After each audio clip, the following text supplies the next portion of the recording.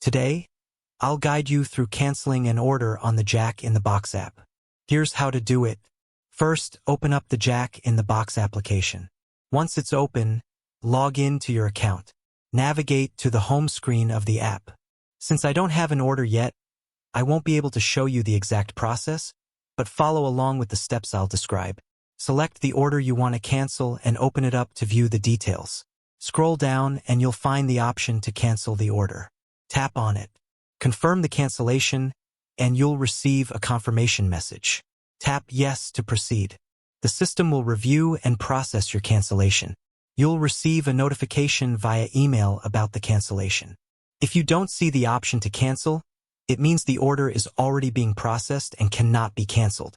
Keep in mind that it may take 1 to 3 days for the refund to be processed back to your card.